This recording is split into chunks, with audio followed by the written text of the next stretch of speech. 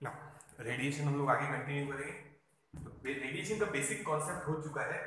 Radiation is the mode of transfer of heat from the point at higher temperature या body at higher temperature to the body at lower temperature in the form of electromagnetic waves.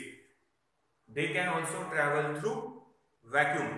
They do not require any material medium such as conduction और convection में जैसे material medium चाहिए था, radiation में material medium necessary नहीं है।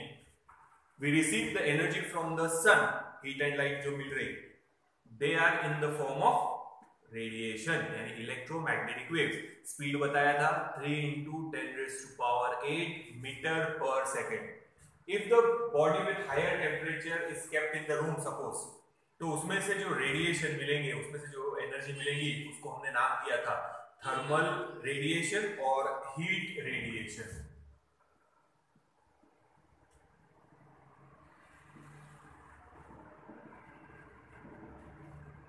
Thermal या thermal की जगह वर्ड यूज कर सकते हैं आप लोग हीट रेडिएशन, थर्मल रेडिएशन और हीट रेडिएशन। ये हुआ है ना। स्पीड याद रखो इनकी, स्पीड ऑफ लाइट। और इलेक्ट्रोमैग्नेटिक वेव्स कौन से हैं याद रखो, एक्स रेज, ये बाद में आएगा अपने को वापस से, X rays, UV rays, visible light,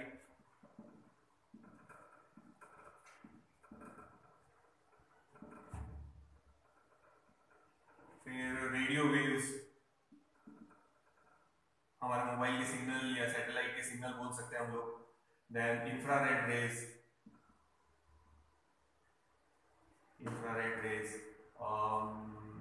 gamma rays, ये सब इलेक्ट्रोमैग्नेटिक वेव्स है। तो हमारे जो हीट रेडिएशन है वो इंफ्रारेड रेज है, ध्यान रखना। बाद में हम लोग फिर से उनको स्टडी करेंगे, सब ऑर्डर्स है वगैरह सब देखेंगे उनको कि कैसे लेना है, क्या लेना है। पर ये याद रखना, ये सब इलेक्ट्रोमैग्नेटिक वेव्स है। They all travel with the speed 3 into 10⁸ metre per second. ठीक है, आगे फिर थर्मल रेडिएशन बोलेंगे या हीट रेडिएशन भी बोल सकते हैं। सपोज एक बॉडी कंसीडर करेंगे,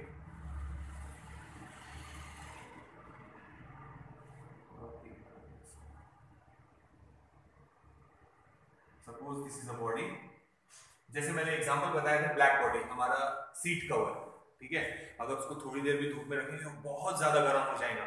वो एब्जॉर्ब ज्यादा करेगा, रिफ्लेक्ट करेगा, थोड़ा सा करेगा, मगर वो ओपेक है। ओपेक का मतलब समझ जाता ना, जो ट्रांसमिट नहीं करेगा हीट रेडिएशन। जैसे वॉल हमारी ओपेक है, क्या बोलेंगे, और वुडन ऑब्जेक्ट ओपेक है, लाइट उनके आर पार नहीं जा सकती। तो ओपेक ऑब्जेक्ट ट्रांसमिट नहीं करेंगे बट एब्जॉर्ब कर सकते, रिफ्लेक्ट कर सकते हैं। पर हम यहाँ पे अभी तीनों बताएंगे कि सपोज एक बॉडी पे अगर हम लोग रेडिएशन डाल रहे हैं तो मे बी वो रिफ्लेक्ट भी हो सकता,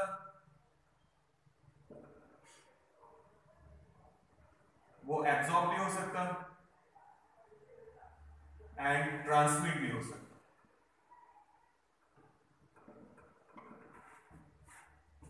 रिफ्लेक्ट भी हो सकता है, एब्जॉर्ब भी हो सकता है, ट्रांसमिट भी कर हो सकता।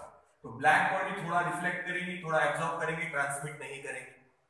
मिरर, मिरर मैक्सिमम रिफ्लेक्ट करेगा, थोड़ा सा एब्जॉर्ब करेगा, ट्रांसमिट नहीं करेगा। एयर मैक्सिमम पूरा का पूरा ट्रांसमिट कर देगी, थोड़ा बहुत एब्जॉर्प्शन होगा। ठीक है, तो अलग अलग मटेरियल अलग अलग चीज फॉलो करेंगे। बट हम ऐसा इमेजिन कर रहे हैं कि अभी यहाँ पे तीनों चीजें एक साथ में हो रही। ये है incident radiation, total energy incident हुई है समझो Q। कुछ एनर्जी रिफ्लेक्ट हुई है, कुछ एनर्जी अंदर गई है यानी एब्जॉर्ब हो गई, और फिर कुछ एनर्जी आर पार निकल गई यानी ट्रांसमिट हो गई। तो एनर्जी जो रिफ्लेक्ट हुई है इसमें say that is suppose QR, जो एब्जॉर्ब होगी यहाँ पे इसमें से पास होते समय दैट इज सपोज QA, और जो आर पार निकल जाएंगी वो है QT।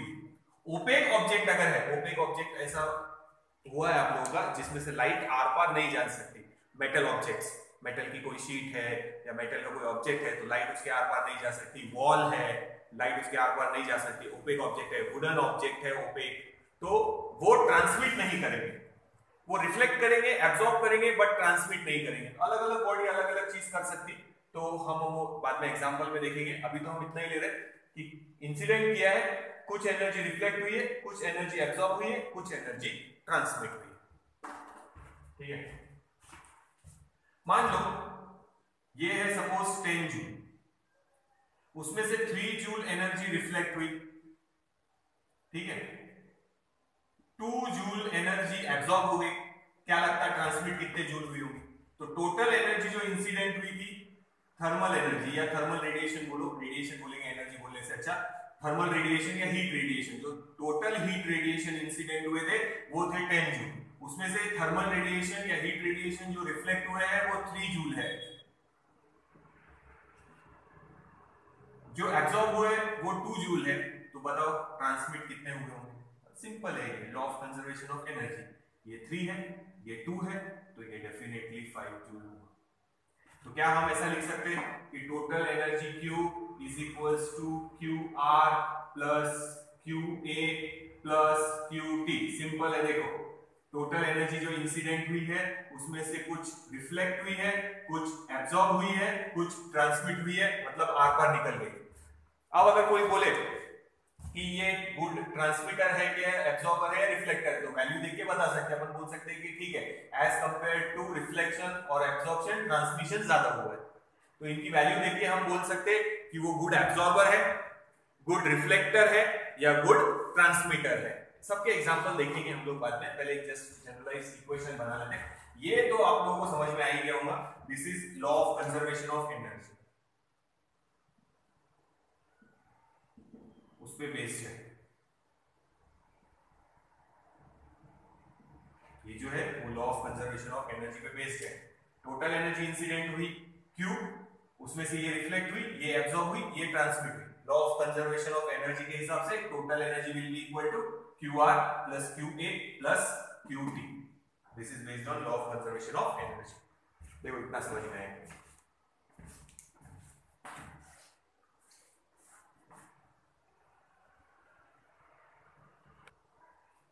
ठीक है, आगे चल रहे हैं। देखो ये मिटा रहे, हाँ देखो अगर किसी ने पूछा सपोज कितने परसेंट एनर्जी रिफ्लेक्ट हुई है, किसी ने पूछा, ये न्यूमेरिकल जैसा आ गया, हटा देते हैं law of conservation of energy, कि ये हमको डायग्राम दे दिया और बोला कितने परसेंट एनर्जी रिफ्लेक्ट हुई है, बताओ कितने परसेंट एनर्जी रिफ्लेक्ट हुई टोटल में से। तो हम क्या करेंगे, 3 लेंगे, जो रिफ्लेक्ट हुई है टोटल है 10, टोटल है 10 ये, ठीक है, 3 रिफ्लेक्ट हुई टोटल 10 में से और इनटू कर देंगे 100। तो हमने क्या किया यहां पे, हमने लिया है energy reflected upon total energy into कर दिया 100।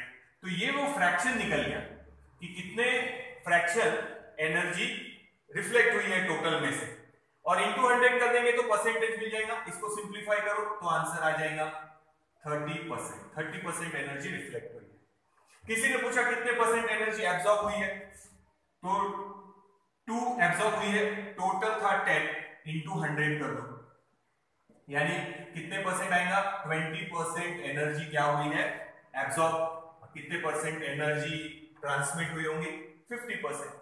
समझ में आया? तो किसी ने परसेंटेज पूछा तो हम परसेंटेज भी निकाल सकते हैं, तो नंबर हटा के इसके ऊपर से वो बना रहे हम लोग, ठीक है। जैसे ये लिखा QR upon Q into 100, QR upon Q into 100, इसको हम लिख सकते हैं QA अपॉन Q इंटू 100। तो परसेंटेज मिला कि कितने परसेंट एनर्जी एब्जॉर्ब हुई है, कितने परसेंट एनर्जी रिफ्लेक्ट हुई है। ट्रांसमिशन का आप लोग समझ सकते हो वैसे, समझ में आया? तो अब देखो ऐसा ही बनाएंगे उसको, इक्वेशन को। ये इक्वेशन आप लोगों को समझ में आ ही गया होगा, ठीक है बेटा, ये ध्यान रखो।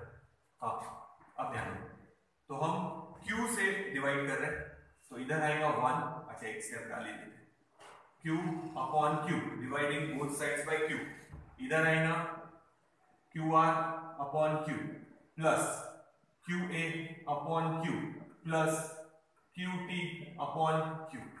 अब देखो इसको इंटू 100 कर देंगे तो परसेंट निकल गया, रिफ्लेक्ट कितनी हुई। इसको इंटू 100 करेंगे तो कितना एब्जॉर्ब हुआ, और इसको अलग से लेके इंटू 100 कर देंगे तो कितना ट्रांसमिट हुआ वो पता चल जाएगा। समझ में आया? तो ये फ्रैक्शन ये बताएगा कि टोटल में से कितना रिफ्लेक्ट हुआ है, फ्रैक्शन मिलेगा, फ्रैक्शन, ठीक है।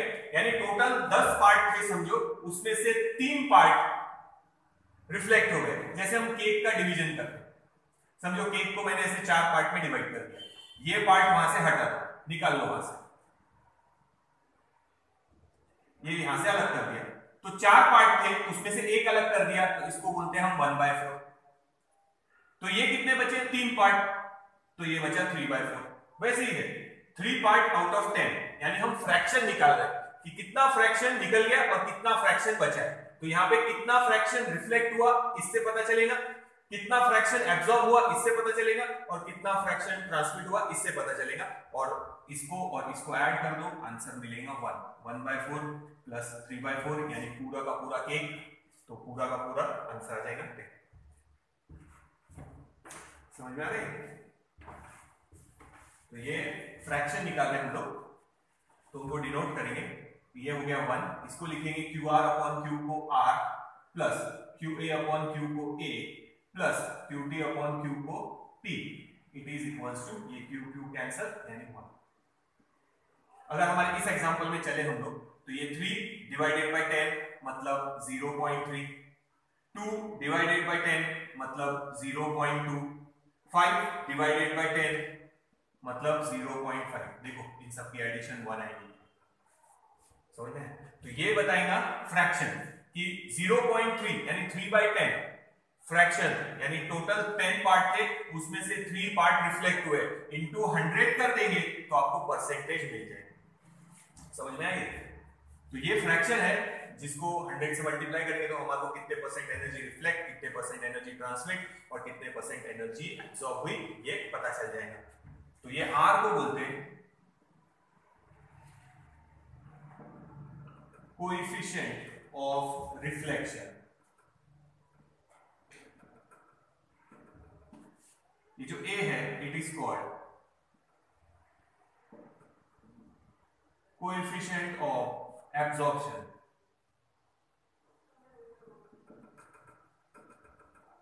and T is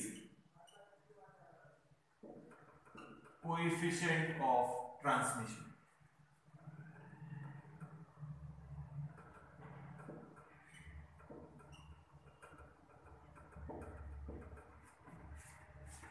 तो R we can write formula QR upon Q, इसका फॉर्मूला था QA upon Q, इसका फॉर्मूला है QT अपॉन में Q। तो अब समझो, फिर से एक बार ये एग्जांपल हटा दें।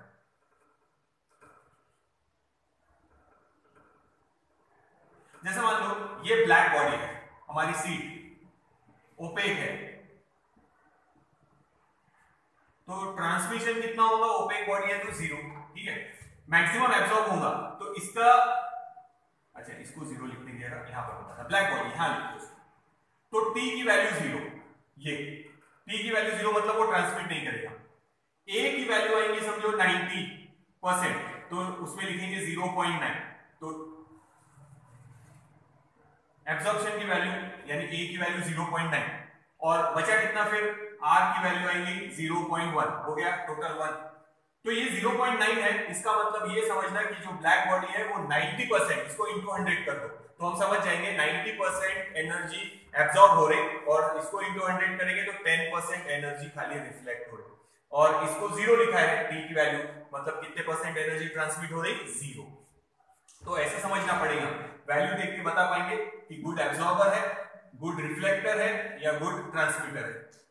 इसमें जिसकी वैल्यू ज्यादा रहेंगी, फिर से ब्लैक बॉडी के लिए R की वैल्यू बोला था सपोज 0.1, A की वैल्यू बोला 0.9, इसकी वैल्यू 0.9 यानी QA अपॉन Q 0.9 है, इंटू 100 करके सोचो, तो ये फ्रैक्शन है, यानी 90% जितनी भी एनर्जी डालेंगे वो एब्जॉर्ब हो जाएंगी, सिर्फ 10% एनर्जी रिफ्लेक्ट होगी, और ट्रांसमिट कितने परसेंट होंगी? 0%। तो ऐसा देख के बता सकते हैं।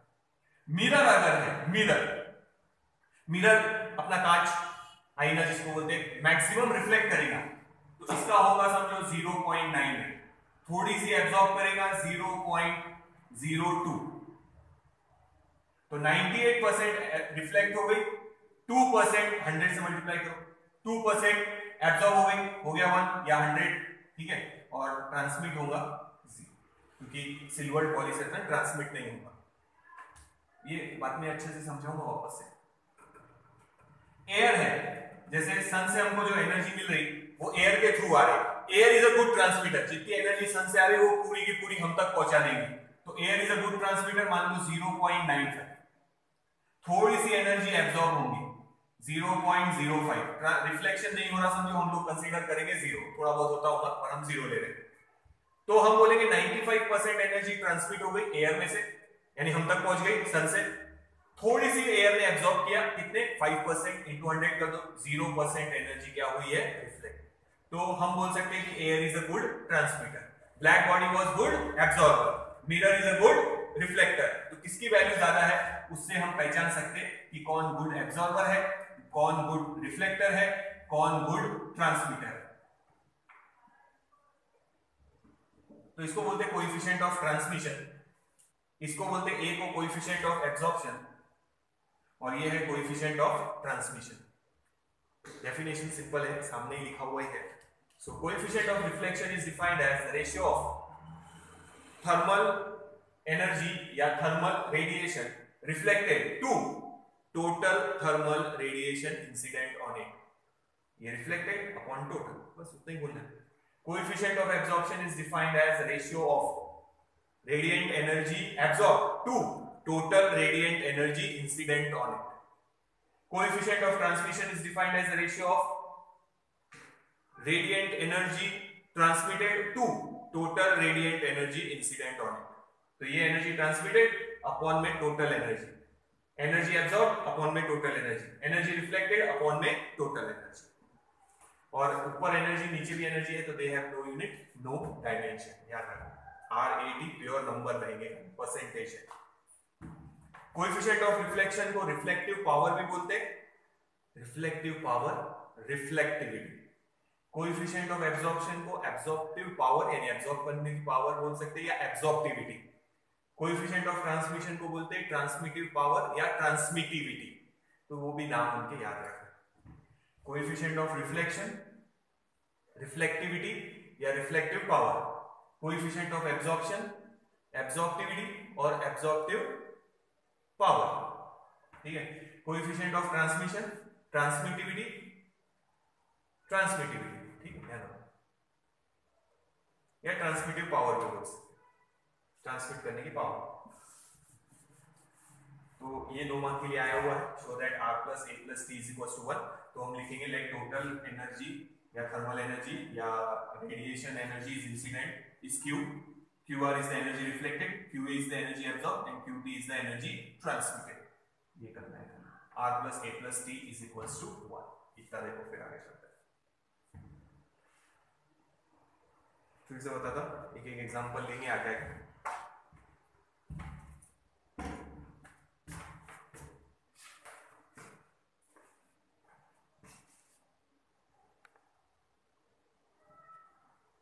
ये देख लो पहले एक बार। आर, ए और टी की वैल्यू से हम ये पहचान सकते हैं कि वो बॉडी गुड रिफ्लेक्टर है, गुड एब्जॉर्बर है या गुड ट्रांसमीटर है, यानी वो बॉडी एब्जॉर्ब ज्यादा करेगी या रिफ्लेक्ट ज्यादा करेगी या ट्रांसमिट ज्यादा करेगी, हम लोग पहचान सकते हैं इनकी वैल्यू से। तो इन शॉर्ट ये जो रेशियो निकाल रहे हैं, ये फ्रैक्शन निकाल रहे हैं कि कितना टोटल में से रिफ्लेक्ट हो रहा है, कितना टोटल में से एब्जॉर्ब हो रहा है और कितना टोटल में से ट्रांसमिट हो रहा है। इनको इनटू 100 कर देंगे तो आप परसेंटेज भी निकाल सकते हैं कि कितने परसेंट एनर्जी रिफ्लेक्ट हुई है, कितने परसेंट एनर्जी ट्रांसमिट हुई है और कितने परसेंट एनर्जी एब्सॉर्ब हुई है। अब एक एक एग्जांपल लेंगे इसका, देख लो पहले।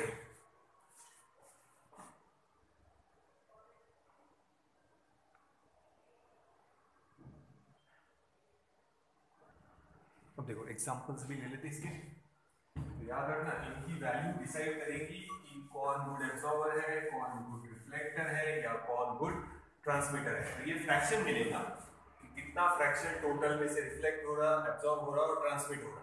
इनटू 100 कर दे तो आप परसेंटेज भी फाइंड आउट कर सकते हैं। न्यूमेरिकल्स आएंगे, बहुत इजी है इसके न्यूमेरिकल्स, अब जैसे बताया एडिशन ही है, और इनटू 100 कर दो तो परसेंटेज भी निकाल सकते हैं आप।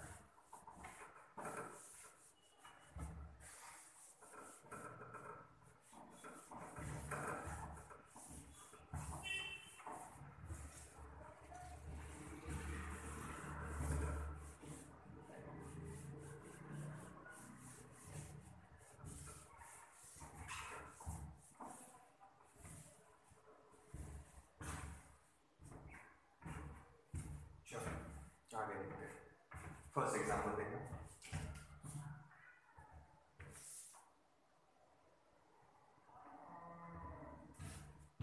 First opaque body, opaque body consider करेंगे। ओपेक बॉडी आप लोगों ने सुना भी होगा 8, 9, 10 में साइंस में, जिसमें से लाइट आर पार नहीं जा सकती।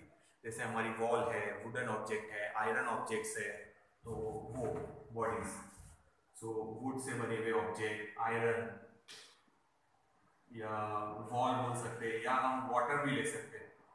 स्विमिंग पूल में अगर देखेंगे तो पानी ऊपर से गर्म होता धूप में, अंदर ठंडा ही रहेगा। जितना आप सी में भी देख लो, लेक में भी देखो, ऊपर पानी गर्म है, जितना आप सी में या लेक में डीप जाएंगे उतना पानी ठंडा रहेगा, क्योंकि वो ओपेक बॉडी की तरह ट्रीट करेंगे। यानी लाइट जैसे आर पार नहीं जा रही, वैसे हीट रेडिएशन और थर्मल रेडिएशन भी आर पार नहीं जा पाएंगे, पार नहीं जा पा रहे हैं। हाँ ध्यान दो, ये रिफ्लेक्ट करेगा, एब्जॉर्ब करेगा, बट पार नहीं जाने देगा, पार नहीं जाने देगा। पार नहीं जाने देगा मतलब T इज इक्वल्स टू 0। याद रखो, कहीं पे भी अगर T इज इक्वल्स टू 0 दिखा तो समझ जाना वो ओपेक बॉडी है, जहां T इज इक्वल्स टू 0 है। जैसे वुड है, आयरन है, वाटर है, मॉइस्ट एयर भी बोल सकते हैं, क्योंकि मॉइस्ट एयर में वाटर आ जाएगा, तो मॉइस्ट एयर भी बोल सकते हैं।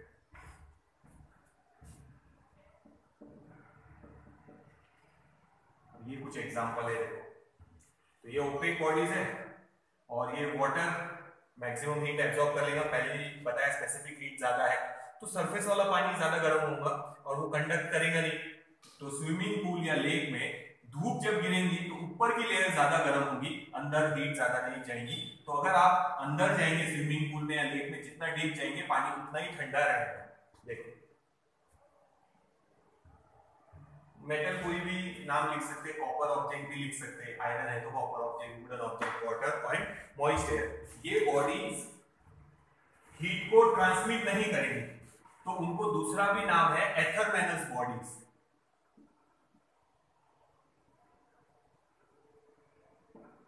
कौन सी बॉडी? एथरमेनस बॉडी।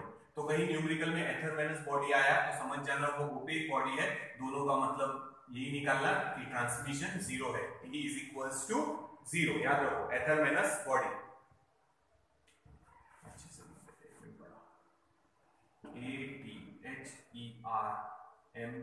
ATHERMANOUS, एथरमेनस body. ठीक है, कौन सी बॉडी बोलेंगे? Athermanous body.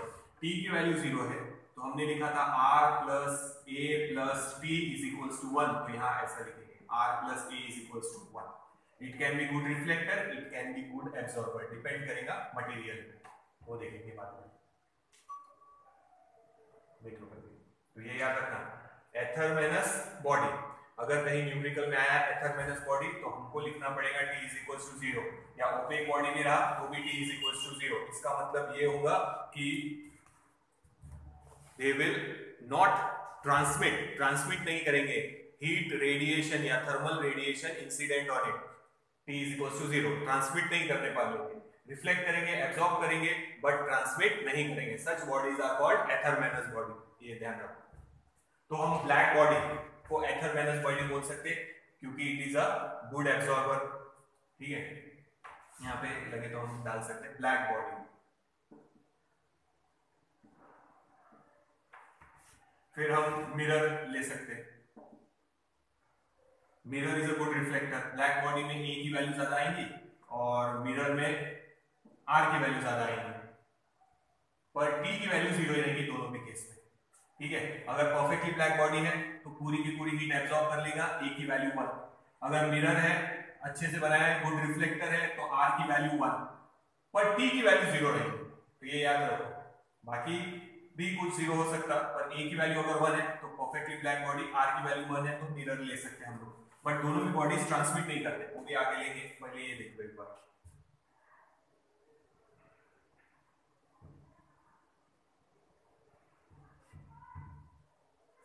ठीक है, इसी से ले लेते हैं T is equals to 1। T is equals to 1 का मतलब R और A इन दोनों की वैल्यू 0, यानी वो बॉडी न रिफ्लेक्ट करेगी न एब्जॉर्ब करेगी। जैसे मैंने बताया एयर, हमारी एयर, सन से जो रेडिएशन मिल रहे हैं हम लोगों को, ये है अर्थ, ठीक है। सन से हमको जो रेडिएशन मिल रहा है वो किसके थ्रू पास हो रहे हैं, एयर के थ्रू। एटमॉस्फेयर है ना हमारे अराउंड, एयर के थ्रू हम तक पहुंच रहा है। तो यहाँ ये एयर पूरे के पूरे हीट रेडिएशन जो यहाँ गिरेंगे पूरे के पूरे हम तक ट्रांसमिट कर देंगे, यानी कुछ भी रिफ्लेक्ट नहीं करेंगे, कुछ भी एब्जॉर्ब नहीं करेंगे, थोड़ा बहुत करते पर हम उसको निग्लेक्ट करेंगे। तो हम यहाँ एग्जांपल लिखेंगे ड्राई एयर, या लिख सकते हाइड्रोजन जो एयर में है, या ऑक्सीजन, या हम लोग लिख सकते हैं ग्लास। ग्लास, अपने ग्लास विंडो पे थोड़ी बहुत रिफ्लेक्ट करते हो बट मैक्सिमम हीट रेडिएशन या लाइट जैसे अंदर ट्रांसमिट कर देते वैसे के वैसे हीट रेडिएशन भी ट्रांसमिट करेंगे, थोड़ी रिफ्लेक्ट होंगी, थोड़ा बहुत एब्जॉर्ब होगा, बट अभी हम उसको ये लेंगे T = 1, यानी दे आर गुड ट्रांसमिटर। ये है ट्रांसमिट नहीं करेंगे, गुड रिफ्लेक्टर या गुड एब्जॉर्बर होंगे, बट ट्रांसमिट कितना कर रहे हैं, 0।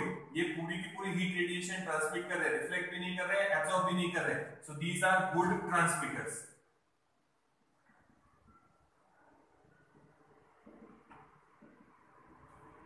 इन दोनों की वैल्यू 0, T = 1। इनको बोलते हैं, जैसे एथर माइनस है, ये है डाई एथर माइनस बॉडी। कौन सी body, die ether minus body, the body that transmit all the heat radiation incident on it, यानी T की वैल्यू 1 है, यानी 100% हीट रेडिएशन ट्रांसमिट कर देगा। Such bodies are called die ether minus bodies, and the bodies that do not transmit heat radiation are called ether minus bodies. तो ये 2 point fill in the blank के लिए याद रखना। एथर minus bodies are the bodies that do not transmit heat radiation incident on it, reflect करेंगे, absorb करेंगे but transmit नहीं करेंगे। और जो बॉडीज 100% हीट रेडिएशन ट्रांसमिट कर देंगे, such bodies are called die ether minus bodies. और ये एग्जांपल याद रखो। तो ये देखो फिर और भी एग्जांपल, तो ये fill in the blank numerical के लिए वैल्यूज याद रखना। R और A की वैल्यू यहाँ 0, R = A = 0, यहाँ R + A = 1। T की वैल्यू 0 है, इन दोनों की कुछ भी हो सकती है, बट यहाँ T की वैल्यू 1 है तो डेफिनेटली इन दोनों की वैल्यू 0, क्योंकि हमने लिखा था R + A + T = 1, ये दोनों 0, ये value 1। So it is a good transmitter. यहाँ पे ओपेक बॉडी गुड रिफ्लेक्टर भी हो सकती है, गुड एब्जॉर्बर भी हो सकती है। ब्लैक बॉडी है तो गुड एब्जॉर्बर, मिरर है तो गुड रिफ्लेक्टर, बट T = दोनों के लिए 0। देखो एक बार ये दोनों दम आगे चलते हैं। तो गुड ट्रांसमीटर आ गया, फिर गुड रिफ्लेक्टर बता देता, गुड एब्जॉर्बर बता देता, जैसे यहाँ ब्लैक बॉडी का बताया था, यहाँ मिरर का बताया था, वो भी बताया था। पहले ये देखो, ये और तो ये मेन है हमारे लिए पॉइंट, ये और ये। फिर इन द ब्लैंक में अगर एथर माइनस बॉडी बोला तो याद रखो T = 0, डाई एथर माइनस बॉडी बोला, इन दोनों की value 0, T = 1। The body that completely transmit all the heat radiation incident on it, 100% heat radiation transmit कर देगा, 100%, यहाँ 1 का मतलब है 100%, into 100 करो तो 100% heat radiation transmit हो गए। Such bodies are called diether minus bodies, और ये हो गए उसके एग्जाम्पल। यहाँ T = 0, the body that do not transmit the heat radiation, reflect करेंगे, एब्जॉर्ब करेंगे मगर ट्रांसमिट नहीं करेंगे, such bodies are called ether minus bodies. और इन बॉडीज को हम ओपेक बॉडीज भी बोल सकते हैं। कॉपर, आयरन, वुड, ये ओपेक बॉडीज है। Water, moist air maximum absorb कर लेंगे, ट्रांसमिट नहीं करेंगे हीट रेडिएशन को। तो ये T = 1 का एग्जांपल हो गया, ये तो एक याद रखना, T = 1 हो गया, R = 1 और A = 1 के भी एग्जांपल बताया था। फिर आगे चलेंगे, देखो नोट डाउन करो इसको बेटा। तो एथर माइनस बॉडी और डाई एथर माइनस बॉडी याद रखना। तो जो बॉडीज कंप्लीटली ट्रांसमिट करेंगे हीट रेडिएशन, जितने भी हीट रेडिएशन, थर्मल रेडिएशन डालेंगे वो सारे के सारे ट्रांसमिट हो जाएंगे, T = 1 या 100% ट्रांसमिशन हो गया, they are called die ether minus body. और जो ट्रांसमिट नहीं करेंगे उनको एथर माइनस बॉडी बोलेंगे, T = 0, they are opaque bodies. ये गुड रिफ्लेक्टर भी हो सकते हैं, गुड एब्जॉर्बर भी हो सकते हैं। गुड रिफ्लेक्टर है तो बैड एब्जॉर्बर, गुड एब्जॉर्बर है तो बैड रिफ्लेक्टर, तो वो देखेंगे आगे। ये देखो R और A 0, ना रिफ्लेक्ट करेंगे ना एब्जॉर्ब करेंगे, टोटली 100% ट्रांसमिट, डाई एथर माइनस बॉडी। एग्जांपल याद रखो, these are good transmitter. Good reflector और गुड एब्जॉर्बर का भी एग्जांपल बताता, वो भी देखते हैं। देखो ये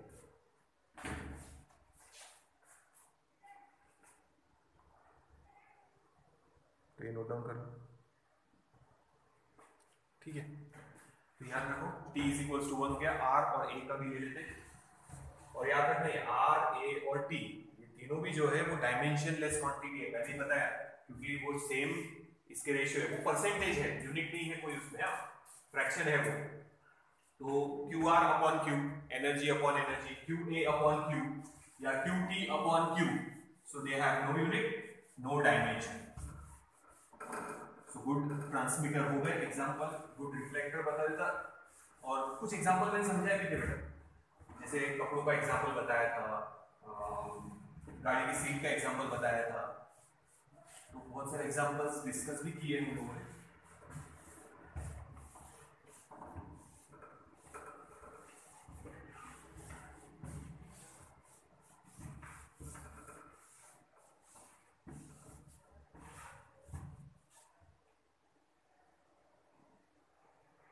देखो t इज इक्वल टू 1 हो गया, second a is equal to 1, यानी ये होगा गुड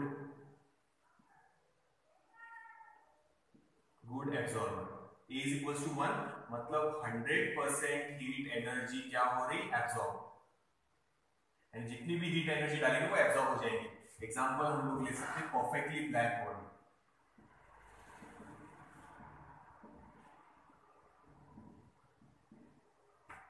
इसका बाद में देखेंगे हम लोग, और अभी एग्जांपल याद रखना perfectly black body, 100% heat radiation जितने भी डालेंगे उतने एब्जॉर्ब कर लेंगे, यानी a इज इक्वल टू 1, तो हम बोल सकते हैं r और t की वैल्यू 0, न रिफ्लेक्ट होगा न ट्रांसमिट होगा, so it is a bad reflector, bad transmitter, but it is a good absorber. ठीक है, ये हो गया। Now third, t is equal to 1 बताई दिया पहले, P is equals to 1 diathermanous body, वो भी हो चुका है, देखना। अब R is equals to 1 अगर है तो हम बोलेंगे इसको it is a good reflector. यहां इसका मतलब ये होगा कि 100% एनर्जी क्या हो गई, रिफ्लेक्ट, यानी एब्जॉर्ब और ट्रांसमिट कितनी हुई है, 0। मिरर बोल सकते हैं हम लोग जनरली, पर मिरर 100% नहीं रिफ्लेक्ट करता, थोड़ी बहुत एनर्जी वो एब्जॉर्ब भी करता, पर एक बार के लिए मिरर याद रख सकते।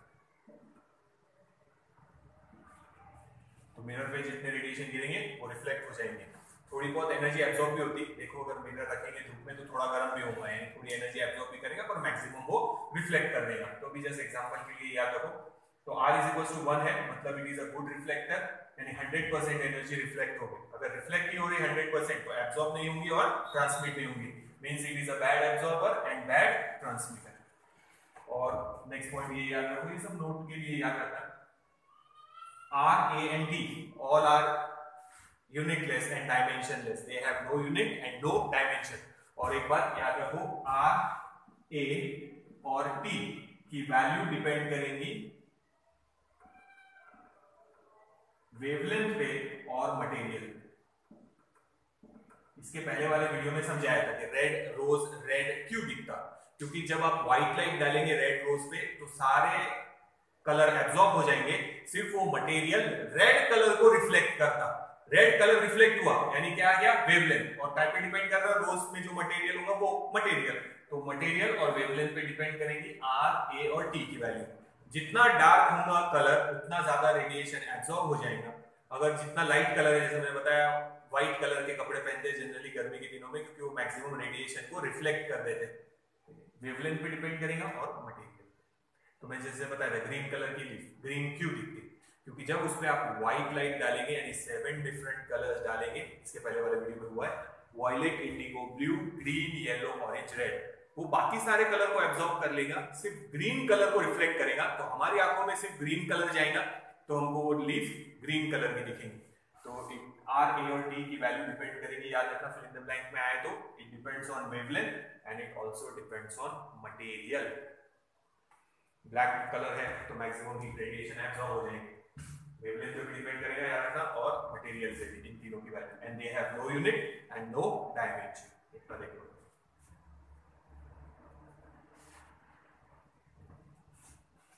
तो इसको हम बोल सकते हैं perfectly black body.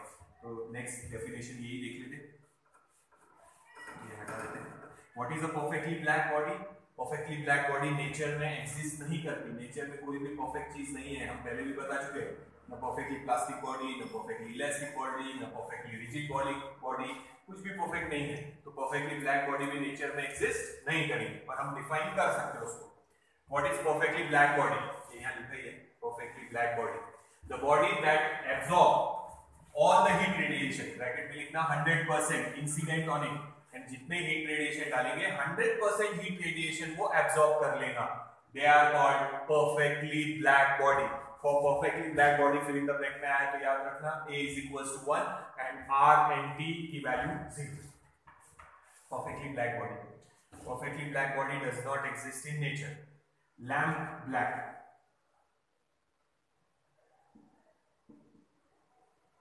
Lamp black या प्लैटिनम ब्लैक,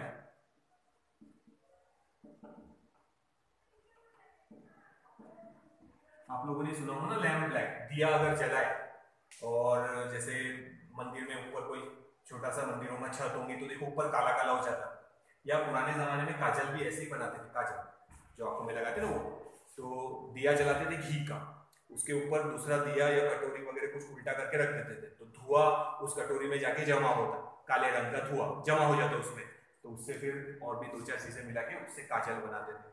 काजल आंखों को ठंडा रखता था, क्योंकि जब हम यहाँ लाइनिंग ब्लैक कलर की लगाते आंखों में तो वो black colour heat radiation absorb कर लेता मैक्सिमम, उतना लाइनिंग खाली, और हमारी आंखों को क्या रखता था? ठंडा। इसीलिए पुराने जमाने में हम लोग काजल यूज करते थे, और वो काजल कौन सा रहता था? जो घर में बनता था, देसी घी से बनता था। आजकल वो स्मच प्रूफ 12 घंटे चलेगा, ये चलेगा, वो चलेगा, केमिकल वाले काजल जनरली यूज हो रहे, तो वो कोई काम की बात नहीं है। पुराने जमाने में लैम्प ब्लैक बोल सकते थे हम लोग उसको, तो वो काजल में और भी चीजें मिलाते थे, पर बेसिकली देसी घी का काजल बनता था वो धुएं का। तो वो लैम्प ब्लैक या प्लैटिनम ब्लैक दे एब्सॉर्ब अप्रोक्सीमेटली 97%। तो नेचर में जो एग्जिस्ट करते हैं ये लोग, यानी प्लैटिनम को जलाएंगे जो ब्लैक बनेगा, या लैम्प जलाने के बाद जो ब्लैक धुआं से जो काला काला बनेगा लेयर, वो 97% एब्सॉर्ब कर लेंगे। यानी हम अगर A की वैल्यू लिखे तो परसेंटेज में 97, तो ऐसे लिखेंगे तो 1 की क्लोज ही है, बट 100% नहीं है। तो हम लिखेंगे कि perfectly black body does not exist in nature, but lamp black and platinum black जो नेचर में हमारे पास है, they absorb approximately 97% heat radiation incident on it, 3% reflect हो जाए। तो what is perfectly black body आया तो लिखना the body that absorb 100% total heat radiation incident on it. जितने हीट रेडिएशन डालेंगे वो पूरे के पूरे हीट रेडिएशन क्या कर लेगा? एब्सॉर्ब कर लेगा। Such body is called perfectly black body. Perfectly black body में A की वैल्यू 1, R और T की value 0, means it is a bad reflector and bad transmitter. Bad bad 0 bad, ठीक है। हाँ, गुड एब्सॉर्बर है, ध्यान रखना, good absorber. But perfectly black body does not exist in nature. Example लिखना फिर, लैम्प ब्लैक और platinum black absorb approximately 97% of heat radiation incident on it। एक बार देखो फिर आगे ये परफेक्टली ब्लैक बॉडी का आया तो इन द ब्लैंक में याद रखना A is equals to 1 या 100% हीट रेडिएशन एब्सॉर्ब हो रहा है, या R और T की वैल्यू 0 है तो भी A की वैल्यू 1 समझ सकते हैं हम लोग।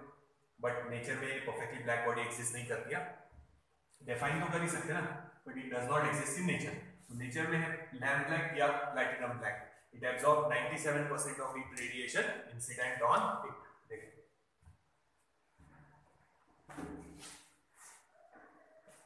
ये परफेक्टली ब्लैक बॉडी की डेफिनेशन हो गई अलग से, देख लो एक बार,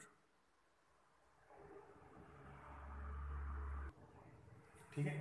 और एक पॉइंट ये याद रखना और कि गुड एब्सॉर्बर, ये गुड एब्सॉर्बर है जो एब्सॉर्ब करेगा। जैसे आप धूप में सीट रख दो, गाड़ी खड़ी कर दो, सीट गर्म हो जाती है एकदम, तो वो एब्सॉर्ब करके नहीं रख सकती। जितना अच्छा वो गुड एब्सॉर्बर है उतना ही ज्यादा वो गुड इमिटर रहेगा। याद रखना, सीधी सी बात है, जितना ज्यादा खाएंगे, ठीक है, जितना ज्यादा खा रहे, अगर उल्टी हुई तो उतना ही ज्यादा बाहर निकलेगा। सेम लॉजिक यहाँ पे, जितना ज्यादा आप एब्सॉर्ब करेंगे उतना ही ज्यादा आपको इमिट करना पड़ेगा, आप स्टोर करके नहीं रख सकते हो। तो good absorbers are good emitters, good absorbers are good emitters, याद रखना। तो काले रंग की चीज अगर ठंडी में है तो ठंडी भी बहुत ज्यादा होती है, और गर्मी में है तो गर्म भी बहुत ज्यादा होती है, याद रखना। Good absorber as well as they are good emitter. अब इमिट बोल रहे हैं, इमिट एब्जॉर्ब जितना ज्यादा करेंगे इमिट भी उतना ही ज्यादा करेंगे। Good absorber are good emitters. ठंडी के दिनों में ब्लैक कलर की जो चीज है वो ठंडी भी ज्यादा होंगी, और गर्मी के दिनों में ब्लैक कलर की चीज गर्म भी ज्यादा होंगी, तो वो ठंडी में इमिट भी ज्यादा करेंगे और गर्मी में एब्जॉर्ब ज्यादा कर लेंगे। तो good absorber are good emitters. तो black colour is a good absorber, we can say perfectly black body, perfectly black body is a good absorber, so we can say it is a good emitter। जो absorb करेगा store करके नहीं रख सकते, जितना ज्यादा absorb करेगा उतना ही ज्यादा वो वापस emit करेगा। तो एग्जाम में perfectly black body जैसे बनो, जितना ज्यादा क्लास में absorb करेंगे अच्छे से उतना ही ज्यादा एग्जाम में वापस पेपर में emit कर पाएंगे, उल्टी नहीं करने वाले हैं। तो जितना ज्यादा absorb करेंगे नॉलेज उतना ज्यादा emit होगा। तो यहाँ पे याद रखो गुड एब्जॉर्बर्स आर गुड इमिटर्स। आगे आएंगे वो जितना ज्यादा एब्जॉर्ब करेंगे उतना ज्यादा वो इमिट भी करेंगे, ध्यान रखना। आगे तो परफेक्टली ब्लैक बॉडी नेचर में नहीं है, but perfectly black body scientist ने बनाई लैब में। It is called Ferry's perfectly black body. वो अब हम लोग देखेंगे। ये देखो पहले,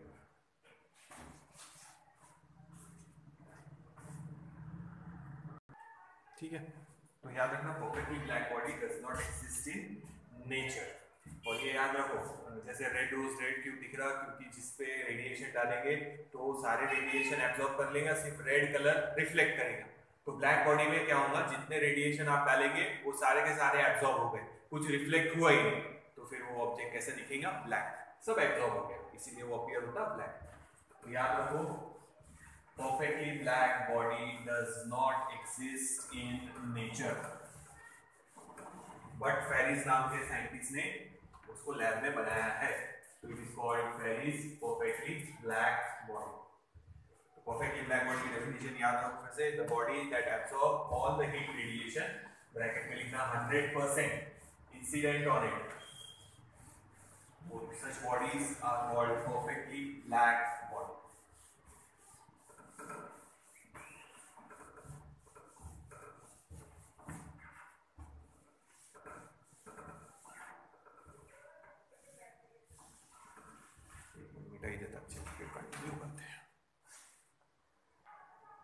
अब देखेंगे Ferry's perfectly black body. Nature में परफेक्टली ब्लैक बॉडी एग्जिस्ट नहीं करती, बट फेरीज नाम के साइंटिस्ट ने डिजाइन किया है that perfectly black body is called Ferry's perfectly black body. 2 mark के लिए इंपॉर्टेंट क्वेश्चन है, एग्जाम में आया हुआ भी है और डायग्राम भी आई हुई है, सिर्फ 2 से 3 मार्क के लिए क्वेश्चन आ सकता, और परफेक्टली ब्लैक बॉडी की डायग्राम भी एक बार आई हुई है, तो लेवल करना पड़ेगा प्रॉपर, ध्यान रखो। तो Ferry's perfectly black body is consisting of double walled hollow metallic sphere।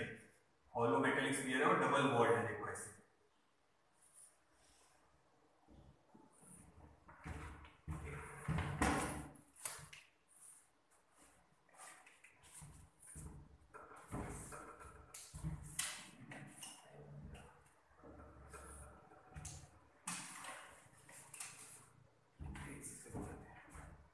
तो देखो ये डबल वॉल्ड है, 2 दीवार दिख रहा है आप लोगों को, फर्स्ट वॉल और ये सेकेंड वॉल।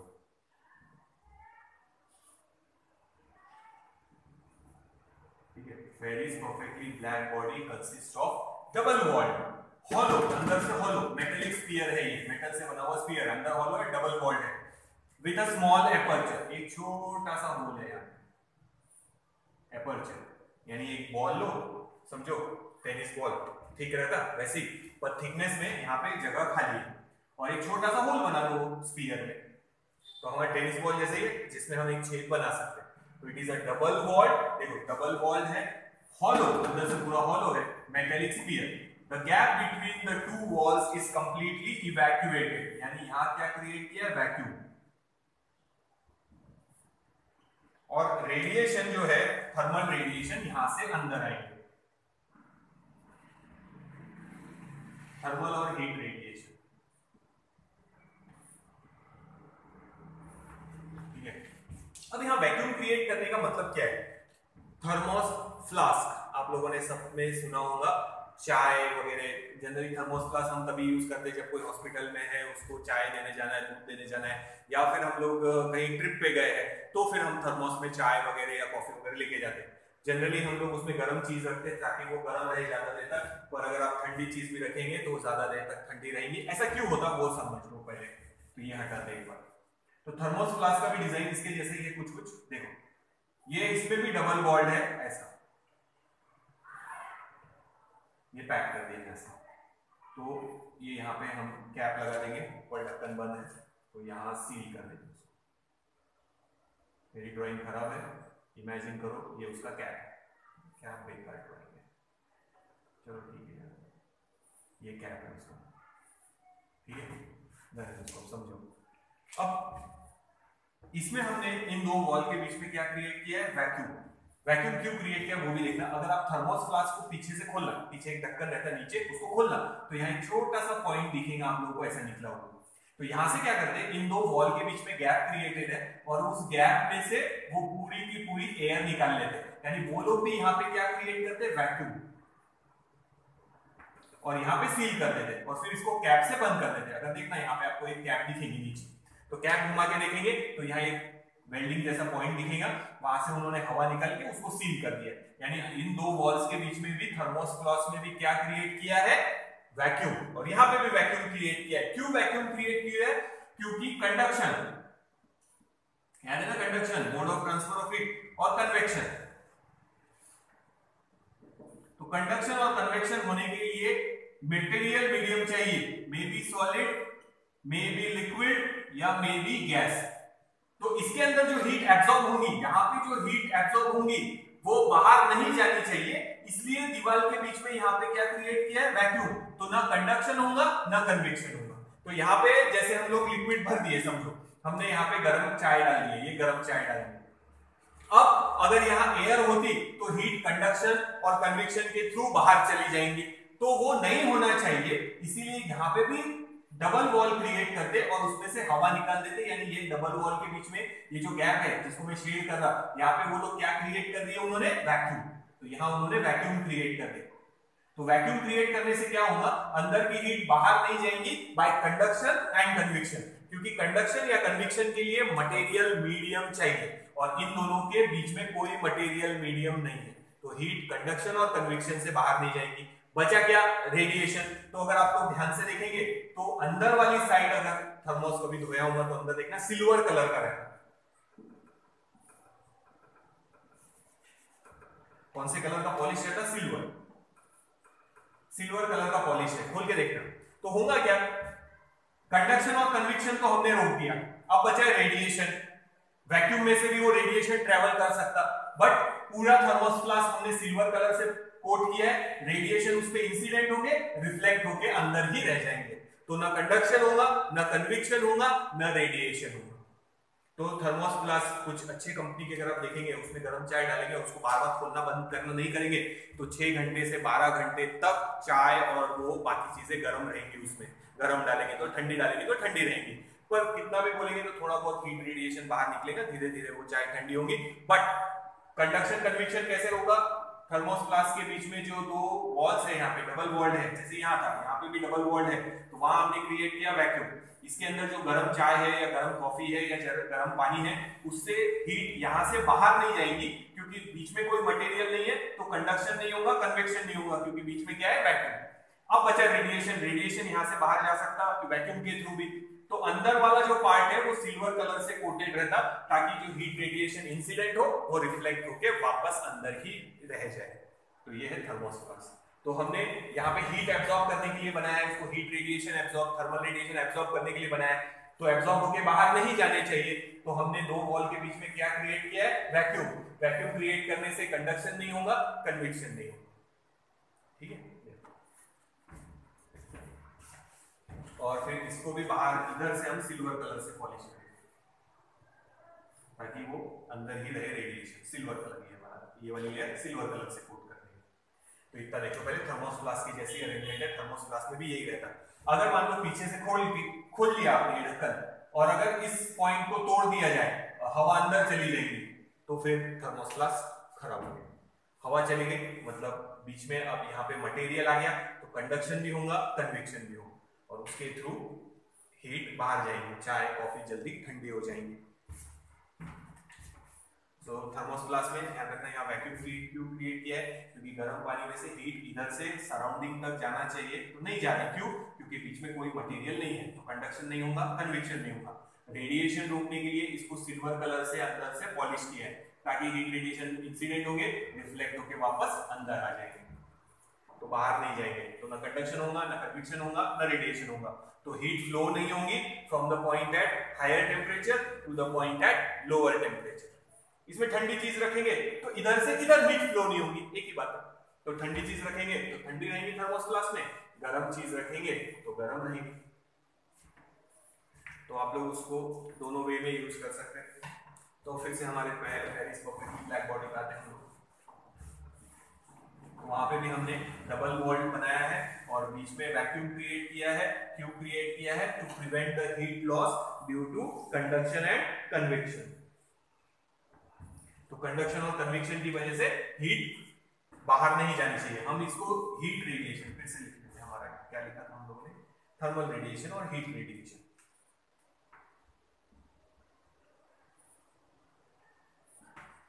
और हीट रेडिएशन, तो थर्मल रेडिएशन, हीट रेडिएशन यहां से अंदर जाएंगे। अंदर हम एब्जॉर्ब करने के लिए मटेरियल बनाने वाले हैं, अभी देख लेंगे पूरा इसको हम कैसे अरेंज करेंगे प्रॉपर। एब्जॉर्ब होंगे, एब्जॉर्ब होने के बाद बाहर नहीं जाने चाहिए वो हीट रेडिएशन, इसीलिए दो वॉल्स के बीच में हमने क्या क्रिएट किया है? वैक्यूम। क्यों क्रिएट किया है? तो अब यहाँ पे जो हीट एब्जॉर्ब हुई है अंदर, वो बाहर नहीं जा पाएंगी कंडक्शन और कन्वेक्शन की वजह से। और इसको अंदर से सिल्वर कलर से पॉलिश कर देंगे तो रेडिएशन के थ्रू भी बाहर नहीं जा पाएंगे। इसके अंदर का क्या है वो देखिए, पहले इतना देखिए।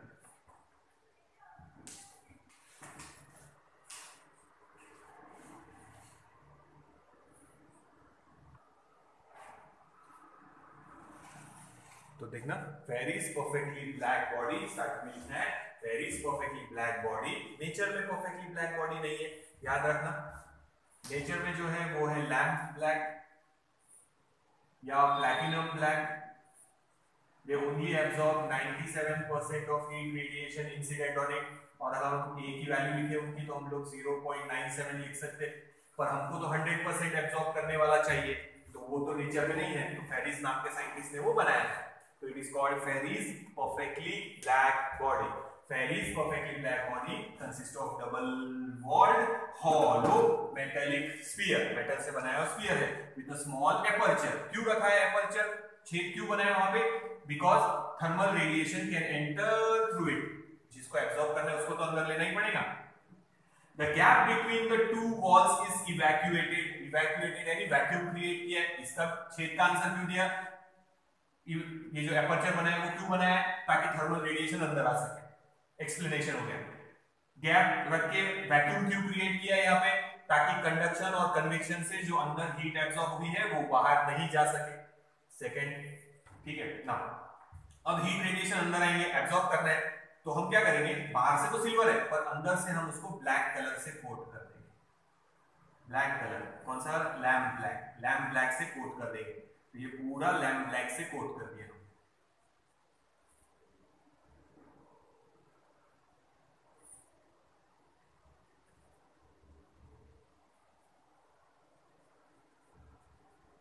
ये पूरा लैम्प ब्लैक से कोट किया। ये डायग्राम भी 2 मार्क के लिए आई हुई है, डायग्राम भी इंपॉर्टेंट है, लेबलिंग करना है। लैम्प ब्लैक, और वो तो सिर्फ 97% एब्जॉर्ब करती, ये बॉडी 100% कैसे एब्जॉर्ब करेंगी वो समझेंगे। फिर से एक बार स्टार्टिंग वाला पैराग्राफ बता देता, नोट्स में देख लेना, एक बार पढ़ते जाओ, देखते जाओ। फिर से सुनो। Ferry's perfectly black body consist of double walled hollow metallic sphere with a small aperture। Small aperture इसलिए so that thermal radiation can enter through it। The gap between the two walls is evacuated। तो दो wall के बीच में हमने vacuum create किया है। क्यों? To prevent, यहाँ पे जो हीट एब्जॉर्ब होगी वो बाहर नहीं जानी चाहिए, इसलिए वैक्यूम क्रिएट किया है to prevent the heat loss due to conduction and convection. तो बीच में वैक्यूम है, कंडक्शन और कन्वेक्शन के लिए मटेरियल चाहिए, कंडक्शन नहीं होगा, कन्वेक्शन नहीं होगा। सिल्वर कलर इसको पॉलिश किया है बाहर वाली लेयर को, ताकि जो रेडिएशन से भी हीट बाहर जा रही है वो भी वापस अंदर आए। अब देखो, अब ये हीट रेडिएशन यहाँ पे इंसिडेंट हुई, ये हीट रेडिएशन यहाँ पे इंसिडेंट हुई। अब मिरर का देखो, ये शायद आप लोगों का हुआ हो, एंगल ऑफ इंसिडेंस समझो ये 30 डिग्री है, तो एंगल ऑफ रिफ्लेक्शन भी कितना रहता, 30 डिग्री, ये आप लोगों को पता होगा, ठीक है। Angle of incidence is equals to angle of reflection, ये मटेरियल पे इंसिडेंट किया और ये रिफ्लेक्ट होके चला गया, ठीक है, एंगल सेम। बट अब ध्यान दो, अगर ये मिरर है हमारा, ये है हमारा इंसिडेंट रे, नॉर्मल के साथ एंगल गिनते, तो एंगल ऑफ इंसिडेंस है 0, तो एंगल ऑफ रिफ्लेक्शन भी क्या होगा, 0। देखो फिर से, ये अगर ये एंगल है I, ये एंगल है R, तो ये I is equal to R रहता हमेशा रिफ्लेक्शन में, ये आप लोगों ने 8, 9, 10 में पढ़ा है। तो ये एंगल ऑफ इंसिडेंस, ये एंगल ऑफ रिफ्लेक्शन। अगर ये इंसिडेंट रे है, नॉर्मल के साथ एंगल गिनते, तो यही नॉर्मल है हमारा, तो ये 30 है, तो नॉर्मल के साथ अगर सीधा बनाएंगे तो एंगल ऑफ इंसिडेंस 0, तो एंगल ऑफ रिफ्लेक्शन भी 0, रेडिएशन जैसे आए वैसे ही सीधा वापस चले जाएंगे। सेम यहाँ पे होगा, एंगल ऑफ इंसिडेंस 0, यहाँ पे सरफेस के साथ रेडियस है ना ये, तो वापस रिफ्लेक्ट होके बाहर चले जाएगा। तो यहाँ पे ब्लैक कलर से कोट किया है, तो 97% हीट तो एब्जॉर्ब हो जाएंगी, पर रिफ्लेक्ट होके 3% हीट वापस बाहर चली जाएंगी। तो इतना तामझाम करने की जरूरत क्या थी, वैसे ही अगर कोई काली प्लेट ले लेते जिसपे काला रंग लगा देंगे हम लोग, तो वैसे ही वो 97% हीट एब्जॉर्ब कर लेगा, 3% वापस भेज देगा, जैसे यहाँ हो रहा था। तो उसके लिए भी उन्होंने क्या किया वो समझना, ये समझ में है ना। तो एंगल ऑफ इंसिडेंस यहाँ 0 है, तो एंगल ऑफ रिफ्लेक्शन भी 0, सीधा रे आई सीधा रे चली। यहाँ 90 डिग्री मत लिखना एंगल ऑफ इंसिडेंस, एंगल जो है वो नॉर्मल के साथ गिनते याद रखो, तो ये हमारा नॉर्मल है और वही हमारी इंसिडेंट रे, तो angle of incidence 0, angle of reflection भी 0, सेम यहाँ पे होगा। तो उन्होंने क्या किया, इस प्रॉब्लम को हटाने के लिए 3% तो वापस जा रही थी रिफ्लेक्ट होकर, 97 ही एब्सॉर्ब हो रही थी, तो उन्होंने क्या किया, फिर से बताता देखो, यहां पे बनाया एक कोनिकल प्रोजेक्शन, कोनिकल प्रोजेक्शन, ऐसा कोनिकल प्रोजेक्शन बना। लेबलिंग करना बेटा, 2 मार्क के लिए अगर डायग्राम आई तो सब चीजें लेबल करना पड़ेगा, ये नहीं जैसे अभी जो डायग्राम है, थर्मल रेडिएशन यहाँ आ रहे हैं, ये सिल्वर कलर, ये लैम्प ब्लैक, ये लैम्प ब्लैक, ये वैक्यूम बीच में, डबल वॉल्ड होलो मेटेलिक स्फीयर लिख लेना। तो अब देखो, अब रेडिएशन यहाँ पे आके गिरेंगे, तो उनका एंगल बदल गया, वो रिफ्लेक्ट होके इधर जाएंगे, समझ में आ रहा। तो ये कोनिकल प्रोजेक्शन बना है। अब मैं स्टार्टिंग से एक बार फिर से बोला, ध्यान से सुनो। Fairy's perfectly black body consists of double walled hollow metallic sphere, double walled है, hollow है, metallic sphere, ठीक है। स्मॉल एपर्चर बनाया क्यों, ताकि थर्मल रेडिएशन अंदर आ सके। The gap between the two walls is evacuated, यानी वैक्यूम क्रिएट किया है, क्यों, ताकि कंडक्शन और कन्विक्शन से जो हीट एब्जॉर्ब हुई है वो बाहर नहीं जा सके, ठीक है।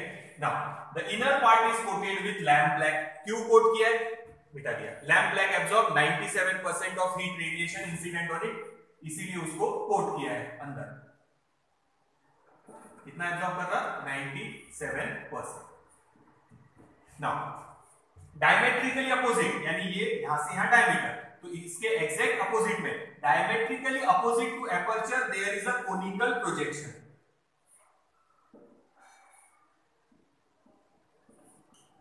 अब बताओ उसको क्यों बनाया, to prevent backward reflection. Backward reflection नहीं होना चाहिए, यानी सीधा रे वापस बाहर नहीं जानी चाहिए रिफ्लेक्ट होके, यानी 97% तो एब्जॉर्ब हो गया पर 3% तो बाहर गई ना, तो वो नहीं होना चाहिए, इसीलिए हमने क्या बनाया है, कोनिकल प्रोजेक्शन। कोनिकल प्रोजेक्शन की वजह से एंगल बदल गया, तो रे सीधा बाहर जाने की जगह इधर चली गई। अब एग्जांपल देखना, 100 जूल मैंने यहां पे इंसिडेंट किया, 97% यानी 97 जूल तो यहां एब्जॉर्ब हो गई, ये कितनी बची है, 3 जूल। अब जब वो यहां पे इंसिडेंट होंगी, यहां पे इंसिडेंट हुई, तो 3% में का भी 97% एब्जॉर्ब हो गया।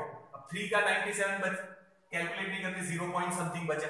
अब यहां पे वो पहुंचेंगे, ठीक है, 97 यानी 0.03, तो एक जस्ट रफ लिख रहा, समझो यहां 3 जूल थी, देखो यहां 100 जूल अंदर आई, 97 जूल एब्जॉर्ब हो गई, 97% एब्जॉर्ब। अब 3 जूल में का 97% एब्जॉर्ब हो गया, तो बचा 0.09 जूल। अब यहां रिफ्लेक्ट जब पहुंचेगा तो उसमें का भी 97% एब्जॉर्ब हो गया, मतलब 0.000 कुछ तो बचा, यानी complete heat radiation multiple reflection में एब्जॉर्ब हो जाएंगे। और हर रिफ्लेक्शन में बची हुई एनर्जी का 97% एब्जॉर्ब होगा। तो मैक्सिमम तो यहाँ एब्जॉर्ब हो गया, उसमें से जो बचा वो यहाँ एब्जॉर्ब हो गया, उसमें से जो बचा वो यहाँ एब्जॉर्ब हो गया, फिर इधर कहीं रिफ्लेक्ट होगा। ऐसे करते करते 100% हीट रेडिएशन एब्जॉर्ब हो गए, इसीलिए वो बन गई फेरिस परफेक्टली ब्लैक बॉडी। तो ये हमारी डायग्राम, ये हमारा लेबलिंग और जो एक्सप्लेनेशन बताया वो याद रखो। फिर से एक बार बता था, एक बार समझ लो क्या लिखा है।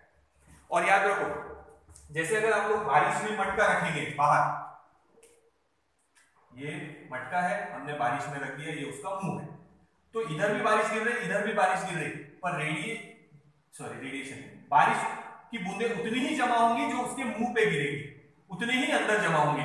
तो इसका इफेक्टिव एरिया इतना ही है, जितने रेडिएशन इस एरिया पे गिरेंगे यानी इस छेद पे गिरेंगे, उतने ही रेडिएशन अंदर जाके एब्जॉर्ब होंगे। इधर और इधर जो रेडिएशन गिरेंगे वो सिल्वर कलर से पॉलिश है, वापस चले जाएंगे। तो मटके में जैसे बारिश में रखा है, तो जितना मुंह पे पानी गिरेगा उसके उतना ही पानी अंदर जमा होगा, आजू बाजू वाला पानी उसके अंदर जमा नहीं होगा। उसी तरह इफेक्टिव एरिया याद रखना, इस जैसे मान लो ये स्फीयरिकल बॉडी है, मैं इतना छेद बनाऊं तो उसका ब्लैक बॉडी का इफेक्टिव एरिया इतना ही है। इस होल पे जितने रेडिएशन गिरेंगे उतने ही रेडिएशन अंदर जाएंगे और उतने एब्जॉर्ब होंगे, आजू बाजू वाले रेडिएशन एब्जॉर्ब होने वाले नहीं। इसका एरिया भले कितना हो, जितना एरिया इस छेद का है, इस एपर्चर का है, उतने ही रेडिएशन एब्जॉर्ब होंगे। अब मैं ये पूरा एक साथ में बोलूंगा, आप लोगों ने भी ध्यान रखना है, और हर चीज क्या हो रहा वहां समझा ही दिया मैंने आप लोगों को। एक एक चीज फिर से एक बार बोल देना, सुन ये देखो पहले,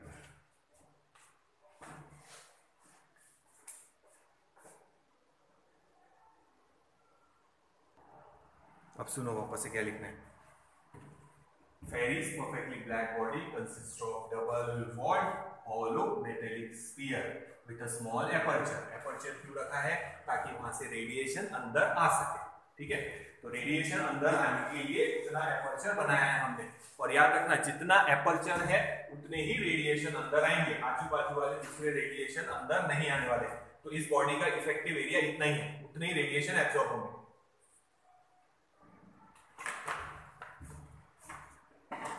The gap between the two walls is completely evacuated. क्यों? वैक्यूम क्यों क्रिएट किया? To prevent the heat loss. यहाँ पे जो हीट एब्जॉर्ब हुई है वो यहाँ से बाहर नहीं जानी चाहिए सराउंडिंग में, इसीलिए हमने अंदर वैक्यूम क्रिएट किया है। तो कंडक्शन और कन्वेक्शन नहीं होगा, क्योंकि उसके लिए मटेरियल मीडियम चाहिए। तो यहाँ मटेरियल मीडियम नहीं है, तो हमने कंडक्शन और कन्वेक्शन प्रिवेंट कर दिया। और सिल्वर कलर से पॉलिश किया ये लेयर को, तो रिफ्लेक्ट होकर वापस अंदर आ जाएंगे, थर्मल रेडिएशन जो होगा वहां, ठीक है। उसके बाद the inner part is coated with lamp black. क्यों कोट किया है? क्योंकि वो 97% एब्जॉर्ब कर लेगा। 100% कैसे करेगा वो देखेंगे। डायमेट्रिकली अपोजिट, यानी डायमीटर के एकदम अपोजिट, उसके डायमेट्रिकली अपोजिट टू एपर्चर, यानी सीधी डायमीटर बनाओ तो एपर्चर के एकदम अपोजिट में हमने बनाया है कोनिकल प्रोजेक्शन, ताकि हम एंगल ऑफ इंसिडेंस बदल सके। टू प्रिवेंट बैकवर्ड रिफ्लेक्शन, यानी सीधा आई 97% एब्जॉर्ब हुआ, 3% बाहर चली गई, ऐसा नहीं होना चाहिए। बैकवर्ड रिफ्लेक्शन प्रिवेंट करने के लिए हमने यहां बनाया है कोनिकल प्रोजेक्शन, ठीक है। नाउ कोनिकल प्रोजेक्शन की वजह से वो अंदर ही रिफ्लेक्ट होगी, मल्टीपल रिफ्लेक्शन होंगे, मल्टीपल, इधर से इधर, फिर इधर, फिर इधर, फिर इधर, फिर इधर। हर रिफ्लेक्शन में 97% एब्जॉर्ब होंगे, मैक्सिमम तो यही एब्जॉर्ब हो जाएंगे। जैसे मैंने एग्जांपल बताया था, 100 जूल है तो उसमें से 97 जूल तो यही एब्जॉर्ब होगी, 3 जूल बची उसमें का 97 एब्जॉर्ब हो गया, अब 0.09 बचा उसमें का 97%। तो ऐसे मल्टीपल रिफ्लेक्शन में पूरे हीट रेडिएशन एब्जॉर्ब हो जाएंगे। तो जो 3% रिफ्लेक्ट होके वापस बाहर जा रहे थे उसको बचाने के लिए हमने ये कोनिकल प्रोजेक्शन बनाया। अब जो रेडिएशन अंदर आएंगे वो पूरे एब्जॉर्ब हो जाएंगे 100%। इसीलिए हम इसको बोल सकते हैं फेरिस परफेक्टली ब्लैक बॉडी। ये नेचर में नहीं है, फेरिस नाम के साइंटिस्ट ने बनाया है, लैम्प ब्लैक का यूज किया, बाकी अरेंजमेंट देखो, ठीक है। ये लेबलिंग करो, 2 मार्क के लिए, डायग्राम भी बोर्ड के एग्जाम में आई हुई, लिखने के लिए आया तो 3 मार्क के लिए भी आ सकता है या 2 मार्क के लिए भी आ सकता है, डिपेंड करेगा। डायग्राम जब आएंगी तो 1 मार्क डायग्राम को रहता नीट एंड क्लीन, और लेबलिंग को रहता 1 मार्क। तो लेबलिंग प्रॉपर करना है जैसे उसमें है, ठीक है। और याद रखो इफेक्टिव एरिया, इस बॉडी का इफेक्टिव एरिया कितना है? एरिया ऑफ एपर्चर, जितने रेडिएशन एपर्चर पे गिरेंगे उतने ही एब्जॉर्ब होंगे, आजू बाजू वाले रेडिएशन एब्जॉर्ब नहीं होंगे। तो ये देख लो एक बार, फेरिस परफेक्टली ब्लैक बॉडी। तो कंस्ट्रक्शन भी हो गया और उसका वर्किंग भी समझा दिया। इंपॉर्टेंट क्वेश्चन है, बोर्ड की एग्जाम में भी आया हुआ है, देख लो एक बार। तो ये इंपॉर्टेंट है, फेरिस परफेक्टली ब्लैक बॉडी। एक दो बार जस्ट पीछे पलटा के मैंने जो बोला वो वापस या पीछे पलटा के बोला, पीछे रिवाइंड करके एक दो बार देख लो। पूरा समझा दिया कि वैक्यूम क्यों क्रिएट किया है, एपर्चर क्यों बनाया है, कोनिकल प्रोजेक्शन क्यों बनाया है, ब्लैक कलर क्यों किया है, ये सब देख लेना। वाइन्स नाम के साइंटिस्ट ने ऐसी एक बॉडी बनाया था, सिलेंड्रिकल, डबल बॉडी बनाएंगे सिलेंड्रिकल, और उन्होंने यहाँ एक स्लिट बनाया, यानी एक ऐसा छेद बना दिया, उसमें से रेडिएशन अंदर आएंगे और बॉडी के अंदर एब्सॉर्ब हो जाएंगे, सिलेंड्रिकल। वाइन्स नाम के साइंटिस्ट ने ऐसा भी बनाया, उसका वर्किंग नहीं है, इसका ही याद रखना है बस अपने को। एक बॉडी ऐसी भी बनाई थी, एक ब्लॉक ले लो, उस ब्लॉक के अंदर कैविटी है, कैविटी, कैविटी दांतों में होती वो कैविटी नहीं, सेम वैसी है, दांतों में कैविटी मतलब गड्ढा हो जाता, सेम यहाँ पे एक अंदर होल है और उस होल को एक ओपनिंग यहाँ दे दो, तो यहाँ ओपनिंग है और अंदर एक कैविटी है। अब इस कैविटी में जो रेडिएशन जाएंगे वो क्या हो जाएंगे, एब्सॉर्ब। तो सिलेंड्रिकल शेप का भी हो सकता है ये बॉडी और ब्लॉक का भी हो सकता है जिसके अंदर एक कैविटी है, एक गड्ढा है, तो उस ब्लॉक में, उस कैविटी में जितने रेडिएशन जाएंगे वो एब्सॉर्ब हो जाएंगे। इस सिलेंडर में यहाँ से स्लिट में से जितने रेडिएशन अंदर जाएंगे वो एब्सॉर्ब हो जाएंगे। पर हमारे को यही मेन है, ये खाली नोट के लिए याद रखना। ये वाइन्स नाम के साइंटिस्ट ने दिया था, ये जनरली याद रखो। ब्लॉक के अंदर एक कैविटी है, तो कैविटी में से भी जो रेडिएशन निकलेंगे, देखो इसने एब्सॉर्ब किया है तो डेफिनेटली इमिट करेगा, ये और ये वैसे ही एब्सॉर्ब भी करेंगे और इमिट भी करेंगे। Good absorber, black colour, it is a good emitter. तो ये नोट करो, इसके बाद वाला हम लोग नेक्स्ट वीडियो में कंटिन्यू करेंगे। नोट डाउन करो एक बार। तो ये हो गया हमारा फेरिस परफेक्टली ब्लैक बॉडी। तो ये दो बॉडी का लर्न करने की जरूरत नहीं है, सिलेंड्रिकल बॉडी और उसमें एक स्लिट जैसी गैप बना दिया, जो भी रेडिएशन अंदर जाएंगे वो एब्सॉर्ब हो जाएंगे, ये वाइन्स ने दिया था। ये जनरल है, एक ब्लॉक है, उसके अंदर हमने एक कैविटी कंसीडर किया है, एक होल है, एक गड्ढा है ऐसा, और उसका एक छेद है यहाँ पे, एक कैविटी का होल समझो, एपर्चर।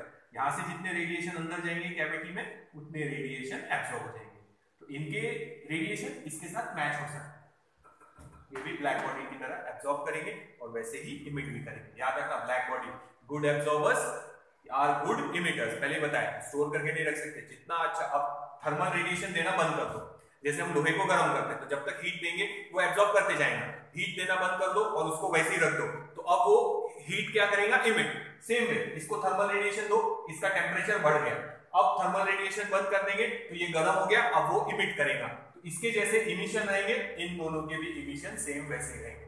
तो इमिशन के बारे में हम लोग नेक्स्ट वीडियो में पढ़ेंगे। ये खाली एब्जॉर्प्शन लिया है कि जितना इंसिडेंट करेंगे वो सब एब्सॉर्ब, जब इंसिडेंट बंद कर देंगे तो वो वापस से उसको क्या करेगा, इमिट, स्टोर करके नहीं रख सकता, तो उसको बोलते हैं ब्लैक बॉडी का इमिशन। इमिशन के बारे में हम लोग नेक्स्ट वीडियो में देखेंगे। तो ये ब्लैक बॉडी एक बार देख लेना, this is perfectly black body. ये एब्जॉर्प्शन के बारे में देखा है, इमिशन के बारे में हम लोग बाद में देखेंगे। पर याद रखना, good absorbers are good emitters, store करके नहीं रख सकते, जब तक रेडिएशन डालते रहेंगे वो एब्सॉर्ब करता रहेगा, रेडिएशन बंद कर देंगे, अब उसने जो हीट स्टोर किया है वो वापस इमिट करेगा, बाहर इमिट करेगा यहाँ से, तो वैसे ही ये इमिट करेगा। तो ब्लैक बॉडी का इमिशन भी हम लोग बाद में देखेंगे। तो पर याद रखना, गुड एब्जॉर्बर्स आर गुड इमिटर्स। इसके बाद का आगे का नेक्स्ट वीडियो में कंटिन्यू करेंगे।